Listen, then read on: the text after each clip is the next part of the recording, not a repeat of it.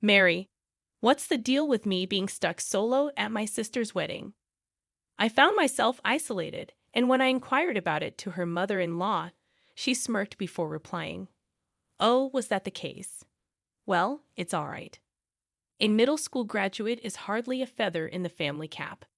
Mary always had a knack for belittling me, and as others began to take notice, I felt even more out of place, drowning in embarrassment. What do you even know about Eddie?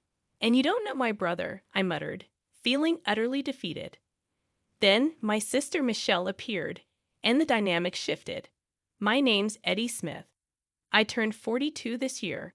I began unraveling the story of our upbringing.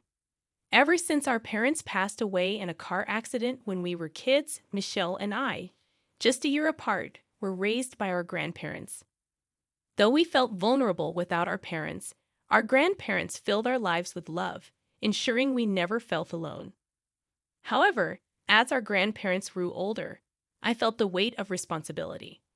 I started working right after middle school, despite Michelle's encouragement to pursue higher education. Are you sure you don't want to go to high school? You don't have to bear this burden alone, she urged, her concern palpable. But I couldn't shake the need to support our family, especially Michelle, whose dream of becoming a doctor fueled my determination. I don't have a dream like you, Michelle. Right now, my dream is to contribute to the family as soon as possible, I explained, knowing she felt guilty about my sacrifice. Yet, she understood once I shared my true feelings. Michelle's hard work paid off, and she secured a spot in college, eventually becoming a doctor. With our grandparents gone by the time she earned her medical license, we leaned on each other for support. Hey, Eddie, I'm free this weekend. How about we grab a bite? Michelle suggested, extending an olive branch of camaraderie. That sounds perfect. I'm free too. Let's go for drinks, I replied, grateful for the bond we shared. Michelle and I had a close relationship, often spending our free time together, even as I juggled various temporary jobs to make ends meet. Lately, there's been someone causing me trouble, Mary, Michelle's mother-in-law. To my surprise and delight, she recently got engaged, making her my relative by marriage. Initially, based on what Michelle had told me about Mary being a gentle and modest woman, I was hopeful. Coming from a family without parents, I looked forward to our relatives coming together. However, my naive optimism was shattered at our first encounter. Eddie, you don't look as impressive as Michelle. It's disappointing that you're nothing like what I imagined being related to you would be, Mary remarked as soon as Michelle left the table. Her demeanor completely changed, and even Michelle's fiancé, Tom, remained silent as Mary continued her tirade. You know, Michelle graduated from medical school and works at the forefront as a doctor. Despite being a woman, she carries herself with such confidence. But I never heard about having such a loser brother. Mary continued, disregarding any attempt from Tom to intervene. When Mary came to announce the engagement, she was all smiles in front of Michelle. But as soon as Michelle left the room, her tone shifted, and she began berating me. I was shocked into silence by her sudden change. She looked down on me with disdain, mocking my middle school education and my job. She made it clear that having someone with my educational background as a relative was a problem for her. Despite her husband being a doctor and her working in medical administration, Mary constantly imposed unreasonable demands on me. She even went as far as suggesting that I cut ties with Michelle to avoid embarrassment for her family. I never expected to be insulted like this, especially since Michelle had expressed excitement about our meeting. Feeling embarrassed and hurt by Mary's words, I couldn't help but wonder how things got so messed up. I felt trapped, knowing that Michelle and I were each other's only blood relatives and that cutting ties wasn't an option. Throughout our conversation, Mary continued to make snide remarks, leaving me feeling even more isolated and disheartened. Since we don't live together or see each other often, I've managed to endure Mary's persistent attempts to convince me to cut ties with Michelle. Maintaining a good relationship with Michelle is paramount to me, as she's the only family I have left. Ideally, I'd like to get along with Mary too, but it seems she can't accept me due to my lower level of education. Why do I have to deal with someone with such a low education like you? Mary's words continued to sting. Being judged solely on my educational background makes my blood boil. Despite this, I didn't object to Michelle and Tom's marriage. Mary's persistence in trying to separate us has only intensified since their wedding date was set.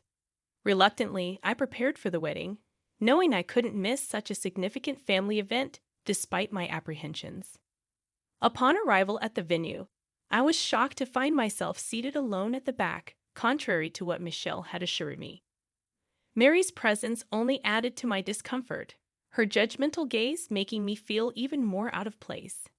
Eddie, you're looking quite shabby today. Couldn't you even prepare proper attire for a wedding? Mary's tone was as cutting as ever as she berated me for my appearance. Asking her about my isolated seating only elicited a smirk from her, followed by her disparaging remarks about my education. The humiliation was unbearable, and I couldn't help but feel the weight of her scornful words. Despite my attempts to reason with her, Mary's insults only grew more heated, culminating in her insistence that I leave the wedding altogether. Her disdain for me was palpable, leaving me no choice but to endure her verbal onslaught in silence. Filled with the desire to escape, I made a silent vow to sever ties with Mary once and for all.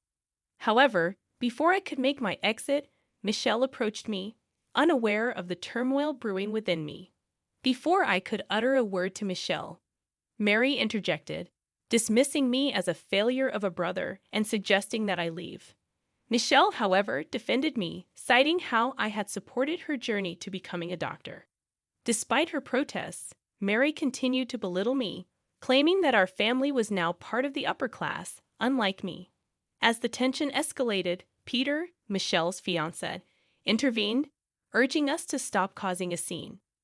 Mary, desperate to shift the blame onto me, attempted to convince Peter that I was at fault. But before she could succeed, Dr. Williams, the hospital director, approached me with gratitude for a past encounter. Mary couldn't contain her shock as Dr. Williams praised me and offered me a position at the hospital. Recalling how I had assisted him during a crisis on the street, Dr. Williams expressed his admiration for my proactive nature. His offer of employment was a turning point for me, as I had been struggling to find a stable job. Grateful for the opportunity, I accepted Dr. Williams' offer and embarked on a new chapter in my career. Despite facing challenges, I worked diligently and obtained certifications in medical administration and secretarial duties. Dr. Williams continued to support and guide me, ultimately changing my life for the better. He was the one who saved my life. My brother was indeed very grateful for your help. Michelle expressed her appreciation to Dr. Williams. To my surprise, Peter had met me a few times at meetings, being aware of the situation. However, Mary, who had always looked down on me, probably didn't know. Her shock was palpable upon hearing about my relationship with Dr. Williams. What the hell? A middle school graduate like him becoming an executive secretary at the headquarters? Impossible, Mary exclaimed in disbelief. She seemed unable to fathom that someone they had dismissed as a middle school graduate could hold such a prestigious position. In her eyes, my achievements seemed like deception, and she dismissed even my ability to speak German as mere showing off. The headquarters, a gathering place for the group's top talents, was a realm of the elite. Mary struggled to comprehend how someone like me could belong there. Until now, Mary had refrained from openly speaking ill of me in front of Michelle. But today, it seemed she couldn't contain her disdain any longer. Her insults were directed at me, regardless of who was present. Dr. Williams, however, swiftly addressed her remarks. So, are you saying that I'm lying? His question left Mary visibly shaken. He made it clear that he didn't judge people based on their educational background. Eddie, indeed, has been demonstrating his capabilities adequately at the hospital, Dr. Williams affirmed, his words warming my heart. I had always been somewhat conscious of my educational background, and Dr. Williams' recognition of my efforts meant a lot to me. However, Mary couldn't accept my achievements and dismissed them as underhanded tactics. She insisted that she could do her job better than me and accused me of deceiving everyone. But Dr. Williams pointed out that her reputation at the hospital wasn't exemplary, citing several resignations among the staff due to her behavior. Under Mary's continued uproar, Dr. Williams coldly retorted, questioning her integrity regarding the misuse of funds at the affiliated hospital. Mary was visibly shaken, showing signs of panic as Dr. Williams confronted her about the financial discrepancies. Peter denied any involvement in the misuse of funds, prompting Dr. Williams to announce a thorough investigation. Mary pleaded desperately, but her son Tom refused to cover for her any longer, expressing his desire to succeed as a doctor independently. Disappointed by Mary's actions, Dr. Williams emphasized the importance of cherishing those around them, declaring that someone who couldn't uphold such values had no place in his hospital. Mary, realizing the gravity of the situation, turned to me for help, but I had reached my limit. "I've never been considered family by you," I asserted, refusing to associate with someone who only found their worth by looking down on others. Michelle, standing behind me, nodded in agreement, signaling her support. The wedding proceeded without Mary, and at Dr. Williams' behest, she was dismissed from the company for embezzlement of funds. During her divorce proceedings, her affair with a male nurse was exposed, leading to her downfall and destitution. Michelle apologized to me and promised to cut ties with Mary, reaffirming our bond as family. Despite the challenges, I continue to work hard every day, valuing family and being grateful to those who support me, including Dr. Williams.